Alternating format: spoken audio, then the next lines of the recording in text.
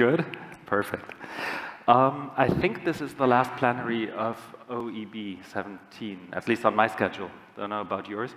We're happy to welcome you here. We have three fantastic speakers on the strategies for the incorporation of open education. And just a quick intro, and then we'll jump right into three presentations, after which we will have the chance to do a 30-minute round of discussion with you folks as well. So open has many shades from what I can tell. Robin Peel and Jeffrey Pomeranz claimed in 2016 that it has 50 shades at least. And I think so does institutional strategy. Content, technology, infrastructure, pedagogy, all that weaves into both strategy and open. And we're really looking forward to hear what you have to say on that from your own context, I think, because open and strategy always are contextual as well. So a warm welcome to our speakers. We have, to my left, Ada Pellert. She is the rector of the University of Hagen in Germany, which is, I think it's fair to say, the public distance education provider in Germany. To her left, we have Larry Cooperman, who's the Associate Dean for Open Education at UCI Irvine. And we have Myron Cizdyn, and I hope I did it some justice. Perfect.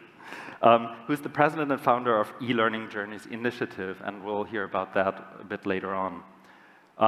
But first, Larry, I think you'll start us off with your presentation. My slides? I'm actually... Oh, look at that. And so how do we make them advance? Let's get first things first. Is there a clicker? Or did I just say next? I think we have one. I didn't even bother to ask. I have water. Okay. It's on its way. Okay.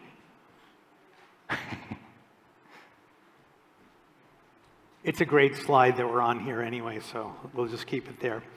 So what I want to do is, are we going to stand up or, yeah? Sure. Yeah. So what I want to do is take a high-level view of the issue of strategy for different kinds of organizations. And I want to start from the idea that there are, by this point, although open education is too new to have traditions, I'd like to suggest that there are some traditional benefits that people are used to inferring in terms of implementation of open education. And that would be, number one, the reduction in textbook costs, or reduction in costs more broadly. Doesn't have to be textbooks. An increase in quality of educational materials. The idea that publishing things openly allows for greater innovation within an organization. And as well, sort of increasing participation. Specifically, that would be in terms of a general educational benefit over a whole of society, in the same way that distance learning led to an explosion of participation rates because it's too difficult to build new physical universities every week. We saw that explosion occur as a result of distance learning, and open education offers that same benefit, and even more broadly because it's free. And so basically I want to look at things from the standpoint of government, business, and education, both K-12 and higher education. So first of all, with governments, they're looking for specific things, and governments get very excited by reducing costs, especially as they become challenged with budgets. They've looked at open education and a related phenomena of MOOCs, and they've looked at the idea of saying, well, if we can provide educational resources very broadly, we can reduce costs, therefore we can do more with less money. It's not always the case, but it's very attractive to them for that reason. But there are other reasons, including especially with smaller countries, that preserving language and culture is important, and textbook publishers won't be the ones who are producing all of the necessary texts in a minor language. And so all of a sudden, OER begins to play that role for governments of assembling a set of resources for K12 education up to higher education, but that essentially allows people to become educated in their first language.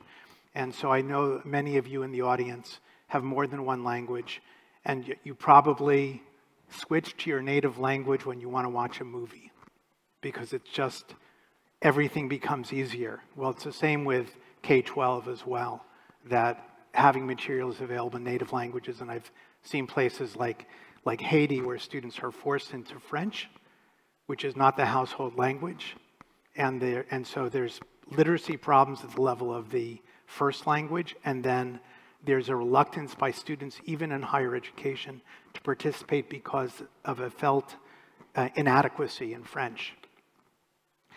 So finally then, this whole idea for government as well, and I just heard the talk here right before lunch, is increasing participation rates. So it's a very important goal for governments. Often it's the 40% goal that of the entire population, 40% will be able to have some kind of post-secondary credential. And to get there, open education becomes a vehicle for governments in terms of that. These are just broad strategies. I can go into details later. I would say on workforce preparation, which you would think is a natural, the US government spent $2 billion over 4 years during the Obama years, obviously, but to produce OERs that would help people at community colleges enter the workforce, so in the most needed areas. But it was done without a real coordination between the Department of Labor and the Department of Education, so the end result was $2 billion spent. They're just now getting things ready in a repository, in the Merlot repository, in a special place, and they're trying to make sense of what were 400 or more disparate projects that were built with different technologies, different formats, and with no sense of open educational resources or potentially other audiences who might need it. So we've spent $2 billion, but perhaps not so wisely. But workforce preparation remains an important goal of governments. So higher education also has a variety of strategies. Reduction of textbook costs is actually the single most important one for most universities as well as governments. So in California, the California community colleges have a zero textbook cost degree program. The idea is that students spend more on textbooks than on tuition in the community colleges. As well, the University of Maryland, the University College, UMUC, has replaced all of their for-cost textbooks with free resources, 90% of which are OERs. So that's an amazing step forward. And they did it because they actually, if you look at the backstory, the US military, which it funds a lot of members of the military to attend that college, said, we don't want any costs on our service members at your university, or else you might lose our business. And so they went full OER, 10% free, I would say still, and 90% OER. But also for higher education, the service mission is important. And so the service mission means that we have to produce a benefit for our communities. And so OER is a way of actually fulfilling the service mission in a way that the service mission isn't incidental. Every university worldwide has this as one of its central missions alongside teaching and research and so forth. And finally, for higher education, reputation, you live and die by reputation. So the fact that you've seen the explosion of MOOCs was partially the result of individual faculty looking at reputational issues, occupying a niche in teaching as well as in research, but as well, departments, whole universities have become better known for their OER efforts than for all the other good things they do. It's not fair, but that's just the way it is. MIT faculty would always complain that they would go someplace as part of their research, and people would say, oh yes, I know MIT OCW. But that's a good thing. That's a good thing that we're known. At UCI, we have a chemistry department, already very well known, highly ranked, but now because they've produced the entire curriculum on YouTube, it's far better known. And so I was just at a conference recently where somebody from Eastern Kentucky, coal country, said, oh yes, you're from UCI, I know open chem. So I was very pleased by that. There's generic business strategies as well, and there's people who mix open and proprietary content, and so the publishers in particular will do this frequently, so they're actually beginning to integrate OER as part of a library that they can then sell the benefit of that curation along with their proprietary materials. Curation itself can be a business model. So we have OERs. One of the problems is that there's now millions of OERs, and they're not very well curated. It's hard to find things still. So curation itself, you'll find a company will say, I'll find something that really is applicable.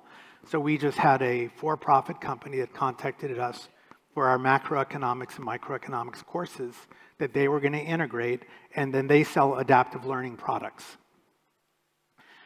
The other thing is to, let's say you have a new category, some enterprise software, but there's not really a big user base because who knows what this category even means? There's a lot of confusion around it. Well, increasingly companies will develop training that they release as OER for that category, so they're not very explicitly tied to their own products, but they anticipate getting a benefit once people understand the category better. And finally, people can provide services on top, everything from building a full university based on OERs. There might be some gaps still, but you can imagine any kind of service model on top of this, tutoring services, you name it. All of that can come out of OERs. So there's some generic business strategies. And in K12, it's, again, reduction of textbook costs. In particular, the language and culture preservation becomes very, very important. As I mentioned with the example of Haiti, I would suggest that in an age where people get very confused by what they see on the internet, that digital citizenry becomes an important curricular area, and it has to be open by its very nature. There's some fields you'd say just have to be open. Public health has to be open because you can't achieve the goals of public health unless you're transmitting that information, and transmitting it openly and freely is a way to reach the most people. And then there's also K12 strategies that are using it to raise quality. I was shocked, actually. My daughter had some homework, and it was IKEA-branded homework. And I was like, she goes to a public school. And I was like shocked by this because there's really good materials for exactly what she was doing that are OER. And IKEA was just responsible for 8 deaths of children because a piece of furniture toppled over, I mean, I don't know why you're selling this to children as, a great brand. But in any case, you can do K12 strategies around raising the quality of the materials being used while you're lowering costs. So I know we have only a short time, so I just want to thank you. This is my information I have to run after the session. So if you need to, just mark down my email address and I will absolutely respond. So thank you very much. I forgot the UNESCO point. Thank you, Larry. Our second speaker and panelist is Myron Cizdyn. Welcome. Thank you very much. Is this thing on? Sure is. Okay, so I've had the privilege of working for a variety of organizations, so I sort of have a variety of perspectives. First, I started in publishing, not even school publishing, but religious publishing in the Vatican, where our motto was, we don't tell you to go to hell, we can actually send you there. And then moved on from there into educational technology, and now in advocacy work with e-learning journeys, where we're trying to bring a variety of groups together. So I wanted to take a different spin on today's conversation, just to keep it short. And I'm going to check the clock to make sure I don't run over. And that is that there is a political case and an institutional case to be made here. And I'm not going to make it because I've heard it made by Larry, who's going to make it far better than me and in various other panels I've been in. But let's flip the script and talk about cost effectiveness. What is the #1 measure of cost effectiveness of anything? And that is whether people are using the system. Okay? Everybody talks about user-centric, but that's the real question when we're talking about instructional materials, when we're talking about technology platforms. Are the users, in fact, using the system? What is the user experience that we're attempting to provide? Not the business case, not the profitability case, not all of that. I think that very often in what we're doing, we concentrate a lot on the institution, which is fine. But to give you another example of this, if people aren't actually in the system, then, like, I'm taking a course right now. And every time I get my notification from the LMS at the university that I'm at, whose name will remain nameless because they're using Moodle, but every time I get a notification from them, I dread it. I'm like, oh my God, I got to log into this system. And, oh Jesus, I really don't want to do this. So the premise that I'm operating from is that if there's usability, what materials do you need to make the system actually usable? There's technology, UX, that's another thing. And we talk about OER as if it were something new. It's not. Certainly not in K through 12, which is the world that I worked in most of my career. In K through 12, there always were proprietary materials, and then there were worksheets, and then there was the supplemental stuff, and then there was stuff that Doris down the hall gave you that was user-generated content.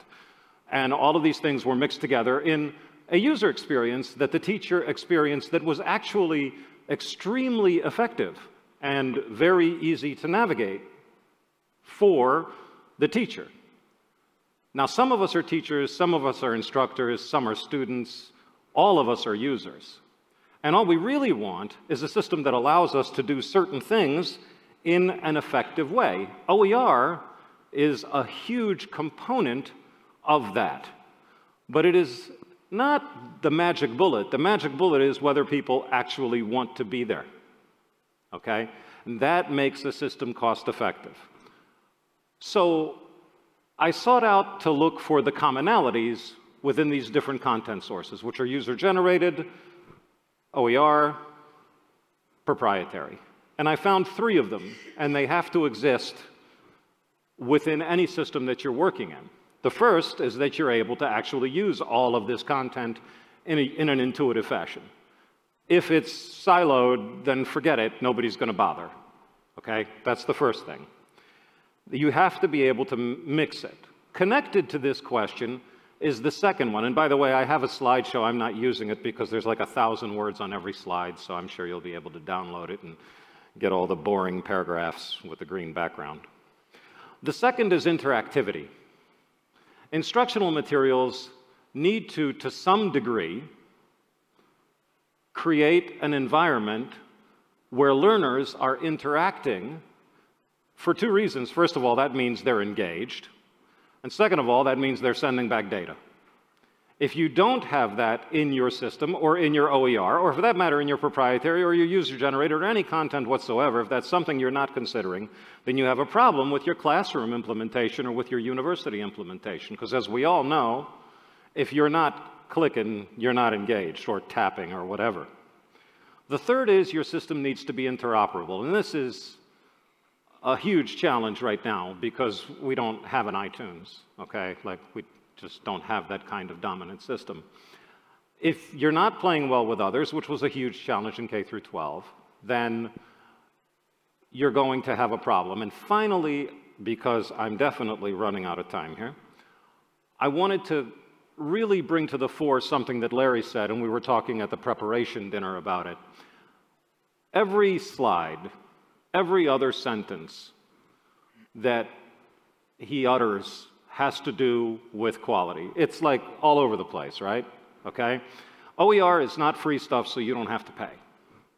Okay, there is a cost element to it, sure, I get it. It's important. You don't want to spend money on books, certainly not a lot of money on books. It's a big problem in K12. It's a bigger problem in higher ed. Okay.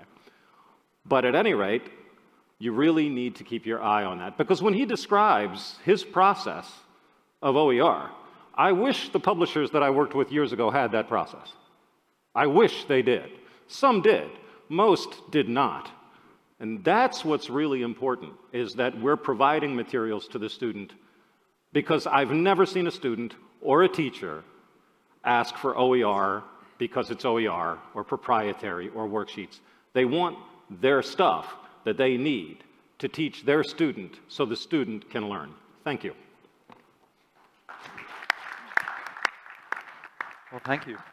And up next, Pellert.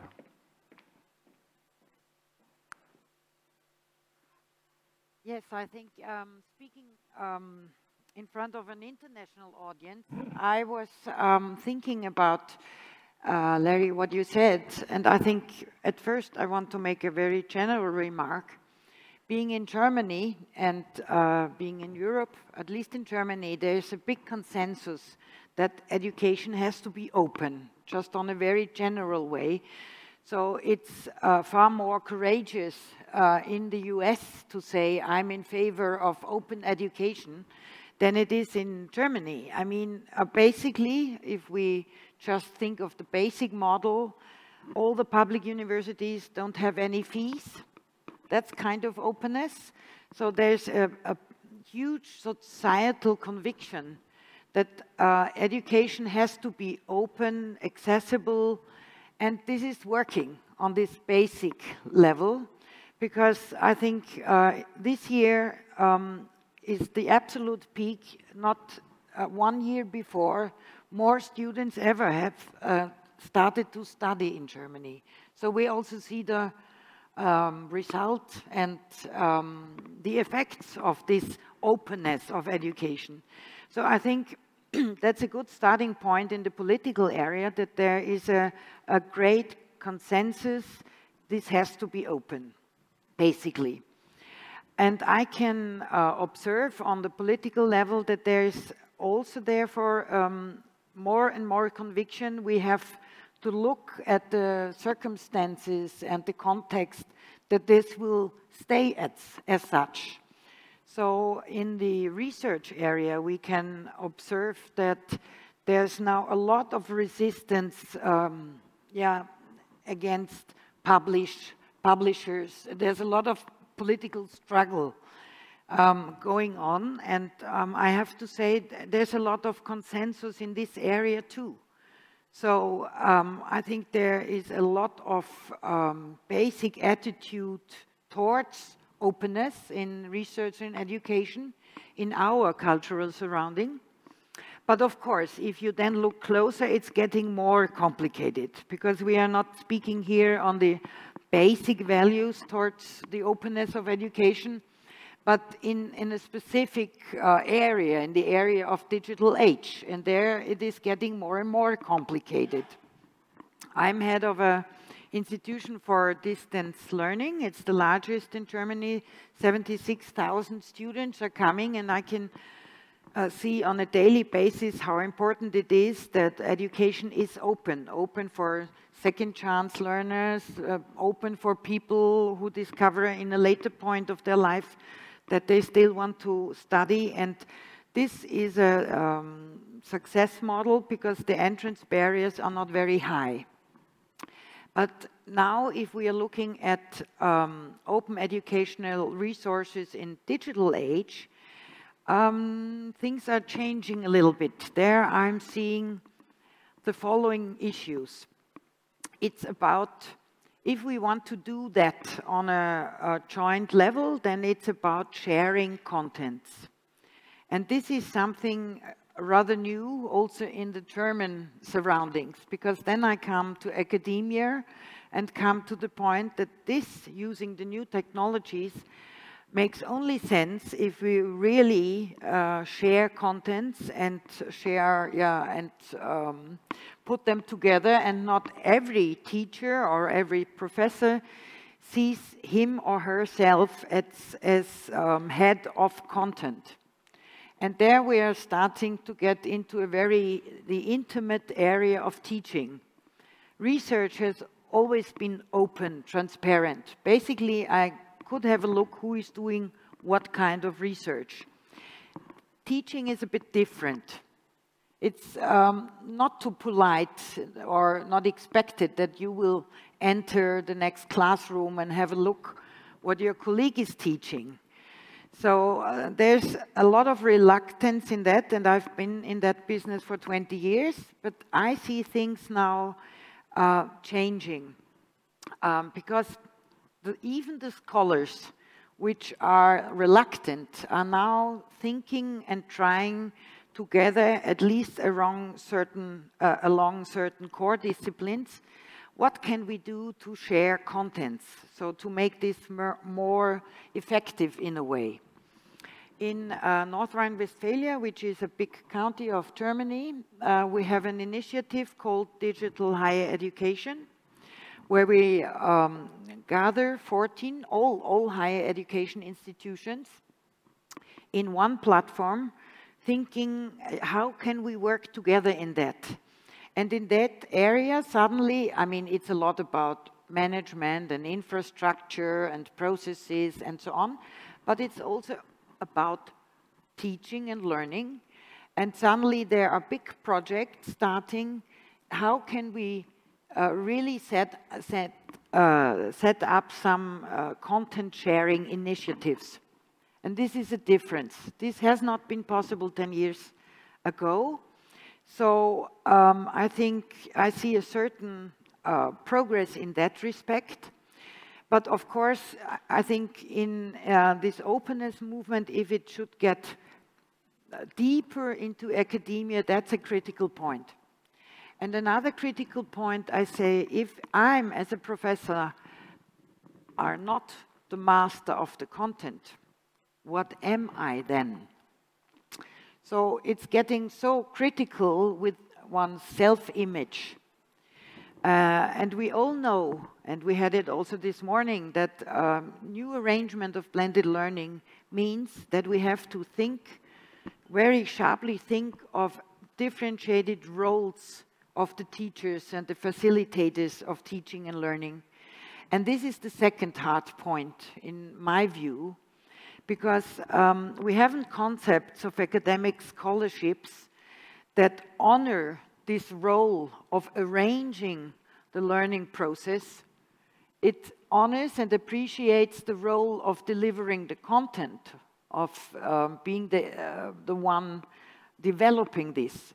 And if we want to have that in a bigger scale, I think this will be another critical factor we are thinking a lot more about. So differentiated roles of scholarship and how we can support that in a very traditional academic context and surrounding. And maybe a last thought, we of course want to compete about those contents on a global level, because these contents are also culturally driven, culturally bound. So of course there's a discussion in Europe, how can we competitive if we go more into open educational resources? And it's, for instance, the US has already very professional standards in that, and we only have very fragmented initiatives. So we are trying out things, but it's even within Germany, it's not possible to have one platform, all contribute. Even in North Rhine-Westphalia, it will be a lot of work to say, can we set up a joint platform? And in this case, we are far away from a European level. So I also had a lot of European discussions, because it would be so good to join forces in that area. There were initiatives on European cinema, because we said, yes, there is some, in these contents, there is culture embedded. So people would far more like to join if they have the impression my culture, not only national, but also teaching culture, is still in there. So this is on the political level, on the European level, something we have to deal with, because we are very fragmented, a high diversity of cultures. But of course, if I look from it from a global perspective, this will weaken the European position, and therefore we have to think how to do that also on a larger scale. So these are only some thoughts from my side, and I hope we get now into the discussion and, yeah, to hear more about your views on that. Thank you very much. Well, thank you to all three of you. And maybe before we open it up to you in the audience, and please do tackle us with questions, I have one question that I wanted to direct to the three of you. And we've heard lots about open and strategy, and also arguments for open or for a certain strategy and for the digital. I'd be interested in your very different context from what I can tell, what role the actual learners play in the development of that strategy. So how do you enable participation? How do you foster that? And also, how do you integrate that in those debates that can admittedly be quite policy-driven or cost-driven even? So I'd be very interested in your take on that. Do you want me to start? Sure. Okay. So I would say that one of the big short-sighted mistakes that we made in the early days of open education, we called it open courseware or open educational resources, was that we were not taking into account the perspective of the learner in the creation of resources. So the open courseware specifically was a byproduct of what a faculty member was producing anyway for their students. And so if there was a learner in mind, it was that very specific context. And so to take it out of that context became very difficult. So even if you had a course in the sciences from MIT, it doesn't mean that students at other institutions could readily learn from that, because there was an assumed level of the students that was different than most places, much less our community colleges, technological universities, technical schools. It was quite different circumstance. The MOOCs actually helped us to think about the fact that these resources have to be curated in such a way that they appear as courses. And in the same way that our courses are designed with learners in mind, we have to develop open courses in the same way for audiences that may exist worldwide, but we take for granted then a specific level. We're teaching from that level so that we're helping them move from the point that they're currently at to where we want them to go. And so that's one of the ways in which we're trying to adapt, and it wasn't true at the beginning. Mm-hmm. Myron, you spoke a great deal about usability, and that's kind of what triggered the question to a certain extent. Well, yeah, I mean, so let's take a look at it from the point of view of the learner as a user, right? Okay, and so everybody in here is a user right now. There's people who are using their computers and some aren't, and it's my job to provide engaging content that's going to get them to not use their computer, right? I mean, that may actually be actionable and in some way interesting, or not. Sure, it's standards-based and it's different in universities and in schools, but not so much, because in a user-centric world, there's no way that you're going to stop anybody from doing that, okay, anywhere. So schools are just like K12 schools are just a collection of kids on their second cell phones because they had to surrender their first one, okay? So they got the second one under the desk. Oh yeah, when I went to schools, it was shocking. It was like a bus station in there. And they're going to do what they're going to do. But there's other places where there were classrooms where kids actually took their cell phones and stacked them up openly and said, okay, we want to actually listen to what's going on here. If you're going to be learner-centric, there always has to be, you're right, there was a lack of focus on actually putting yourself in the shoes of the student. But it's very difficult to do that in an intergenerational world, and we need to really concentrate on that. So again, it's not the size of the room, or it's whether people are actually engaging with what it is that you're doing. In this room, there might be an engagement rate of X, okay? But I don't remember the great materials I read. I remember the people who provided those materials, okay? In some cases, videos, by the way, asynchronous, okay? Like, it wasn't in person. But keeping that in mind, I think, would really help a lot. And consumer products do that all the time. Consumer technology products. It would not hurt for us to steal a little bit from that. Yes. Yeah. Exactly. And I think we started this morning with some thoughts, what is good learning about? And if we take that serious, I mean, how is knowledge created? If you believe in a more constructivistic view, then it's about interaction. So knowledge can only be created jointly. And now even business shows us with prosumer context. Not imparted, but created. Yes. Yes. And I think in education, we really have to think that knowledge is generated in an interactive procedure and processes. And so all the new the technologies, social media, give us now the possibility to do that also in larger groups. So to have feedback loops, to have interactions, not only in the small group in the classroom as the classical seminar, but we could do that on a larger scale. And the whole new media have a heavy weight on peers. And I mean, look at Wikipedia, what a wonderful instrument. I mean, so many persons contributing. So we should open our contents up, and so that a lot of people can contribute, give feedback, criticize, and develop also material further. But so interaction must be at the core of it. And I think we can also integrate a lot of feedback into materials, but the overall educational experience is not the MOOC, is not the content. It's the pedagogical design of this. And if there is not heavy weight laid on interaction, it won't be good education.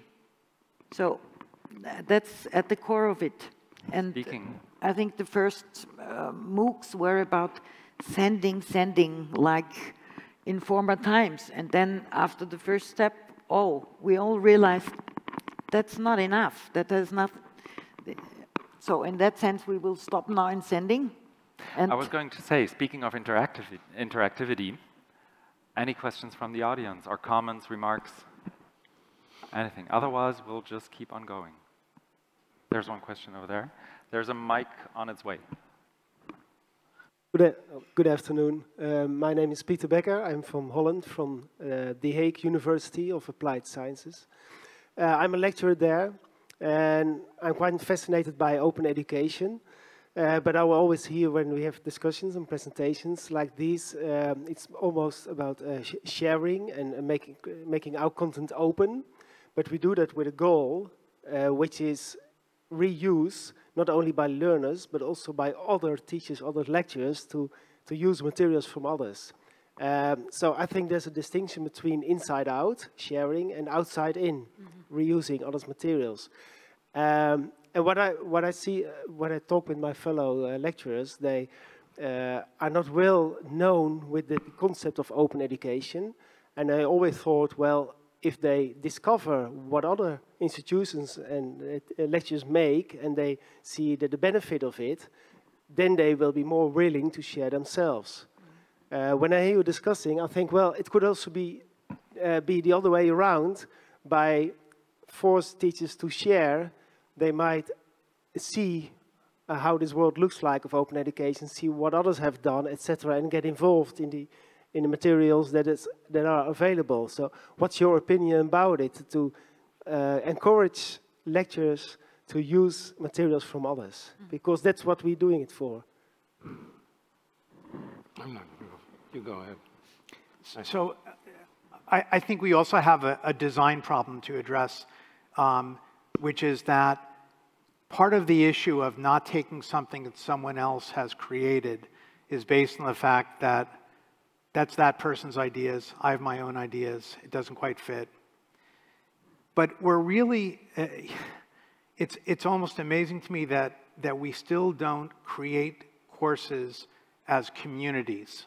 Yeah. That is, now open education needs to move into a new phase in which courses are created not just deliberately with a good learning design, but also as a matter of debate among people who are, this is not only their area of expertise, but they're passionate about this subject, and that the result of this clash of ideas in the creation of the course itself is going to be richer than anything that we have either on the MOOC side or as open educational resources.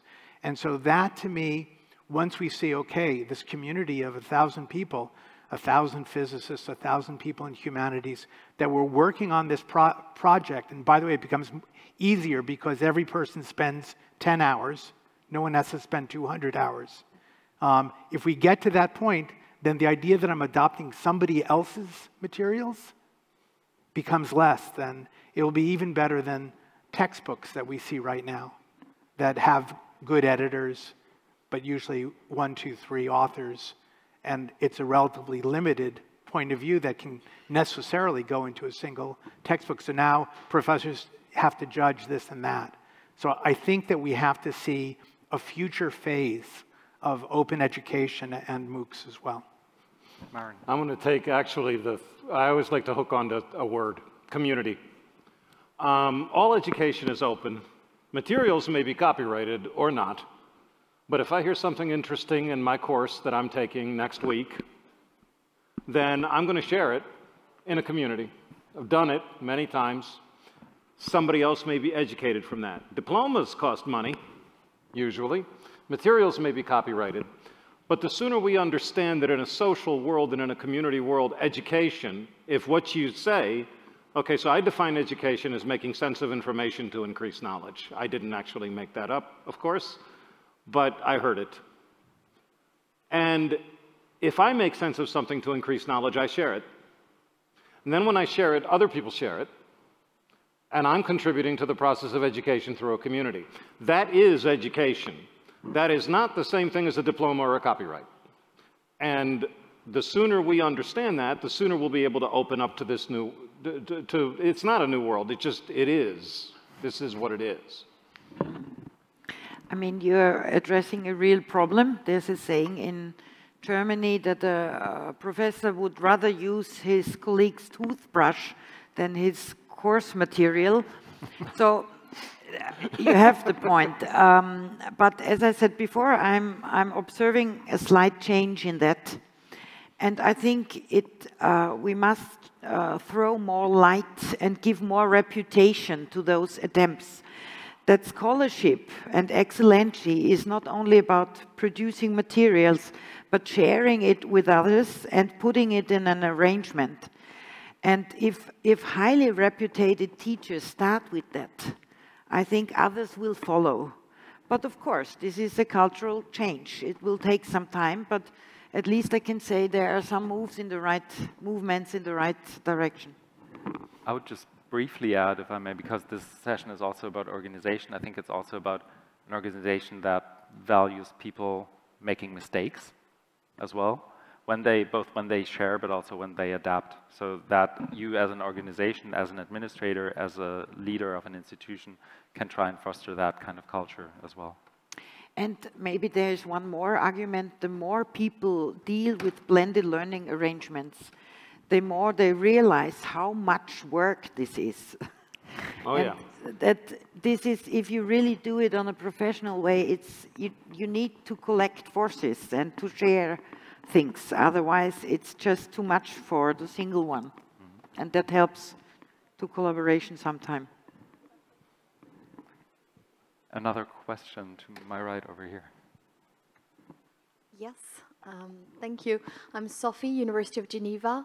We're currently discussing, besides OER, open access, etc., what we call open studies, meaning lowering the prerequisites and admission criteria to access, actually, especially in executive education, for somehow enlarging the audience who can access certain types of courses. And there we're suddenly confronted with you know, the credentials that we may give at the end and not somehow ask for at the beginning as well, and with a number of other issues related to other providers and what's about the competition, etc., etc. I was wondering whether you had anything to say about this notion of accessibility for the public with no prerequisites. Mm-hmm.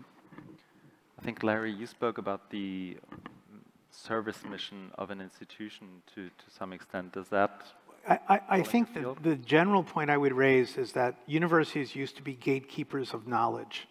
You know, within our walls, we contained all of it, and if you wanted access to that knowledge, you had to gain admission.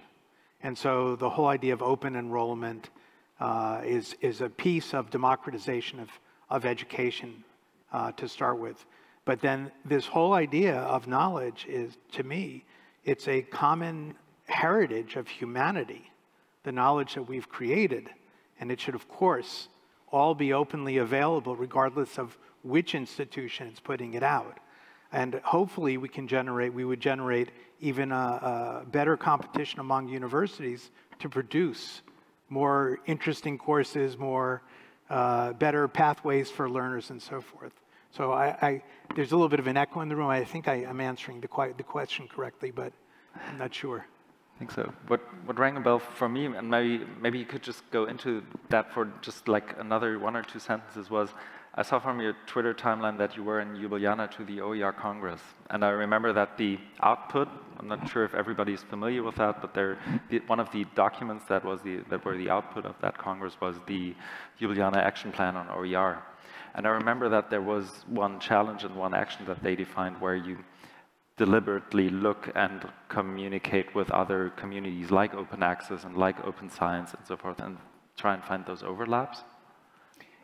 I mean, we talked about governmental actions, and UNESCO assembled at this meeting 15 ministers of education, as well as about 300 other people. And the idea was to go from the standpoint to achieve sustainable development goals of the United Nations, that open education was a key mechanism for getting there. And they wanted they had a previous Congress, 2012, that urged people to adopt policies so that if public money is used, then those materials should be available to the benefit of the entire public. This one was focused on action items and encouraged governments to specifically address the mechanisms for implementation of open education strategies in their own countries. And some, like Slovenia, are very advanced. That's where the conference was, so no accident. They have a whole national strategy about how you develop digital citizens, how computer skills, open education, et cetera, from kindergarten on are important. And so they have a full national plan. But we have a long way to go to get other countries to really adopt those as a model and put resources behind it, put public funding behind that. I'm not going to stray too far into the realm of politics, I promise. But the idea of OE, of open education, is relatively recent. The idea of open education, primary and secondary, is not thousands, but hundreds of years old. The idea of open education going into tertiary and vocational and lifelong is even more current than that, and probably wouldn't have even become a thing without technology and communities. There are a variety of forces out there that don't want that today, okay? And we need to be very vigilant to distinguish the fact that we can talk to each other from the fact that we have the right to learn what we want to learn, okay? That right is recent, it's innate, and it needs to be protected. Because I'm not going to bother rattling off 10 situations where that's not the case, okay? Some of them here in Europe, some of them where I live in Poland.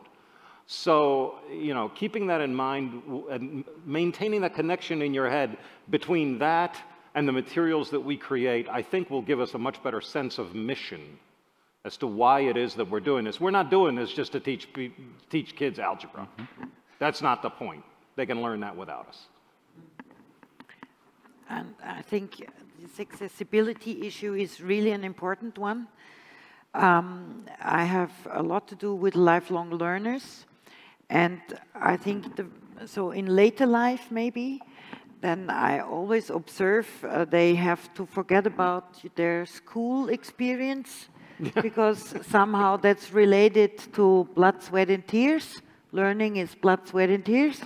And so to connect them to a new world of learning is so important, because if we take that serious, and we have to, lifelong learning, then they will only do that if it's not blood, sweat and tears only. And so we have to think as institutions, how can we be accessible, seduce a lot of people to get involved again. So that's a societal demand. And on the other side, it's also about democratization. Yeah, it's a certain paradigm shift. So knowledge is not something secret, a small group of men is hiding somewhere, but it's open to us all. But this places quite a lot of pressure, because suddenly this all is open and transparent. And this is also a cultural challenge, as I said before, yeah. There's a question over there, perfect. Paul Baksich from Sheffield, and as far as ICDE is concerned, an OER policy advocate. So my question comes from many years in that area. I'd be interested to hear sort of, you know, one-line takeaways from the panel about what we can do to accelerate this this process. I mean, I'm going to a session later on today on the Millennium Development Goals. I think if someone stood up and said, we've got to wait for cultural change to educate all our children, they wouldn't get far. These things cost money and effort, and I think there is a great deal of money and effort needed, and more than it's getting. But it can't be as simple as money, because I think we've tried that, and most countries seem to find that too difficult for whatever reason. So I think we've got to find some subtler interventions, but it's got to be more than cultural change. I don't think we and our community can afford to wait. One thought I have is, I wonder if it's worth thinking about a change of name. I mean, reflecting on the open source movement, I do wonder, in fact, if the countries that called it free and libre were actually onto something. I think as soon as you call it open, my experience in talking to policy people, especially in the north of Europe, is they get quite bewildered. They say, but we've got an open university, it's open, can you go away now, essentially? I think we've got to find some term which makes it a bit clearer what we're trying to achieve.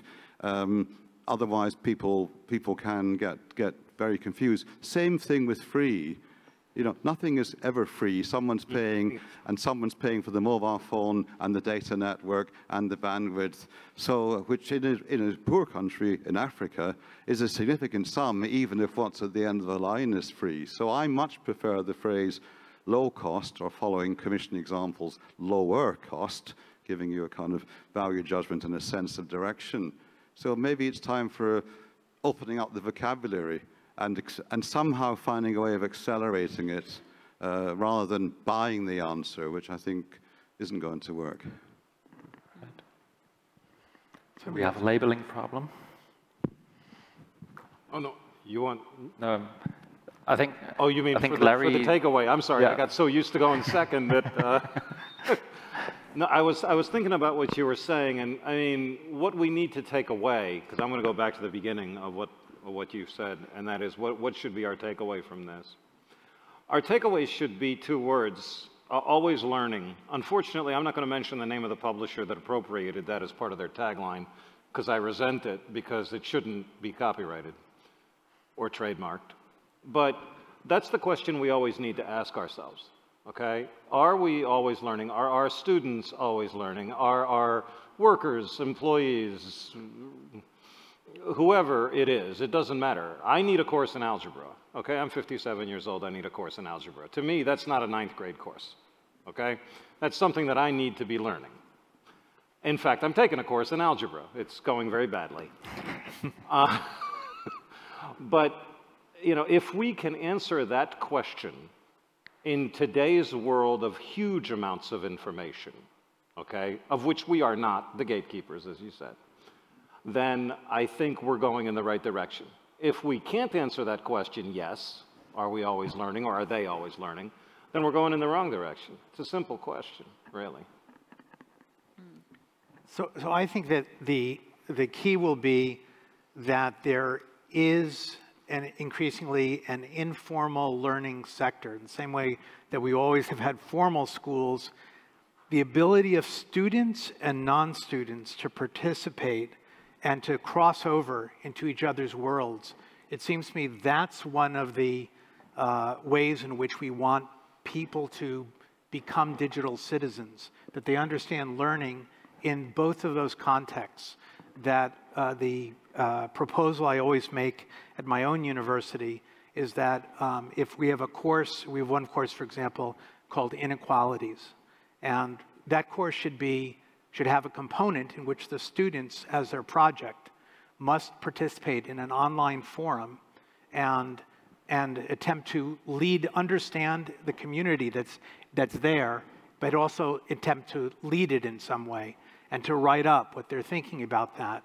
But increasingly, that kind of thinking can also be applied. Same way that, you know, MOOC started with the idea of big peer groups, and I don't like the way that they have peer leaders because it's just a question and answer peer leader.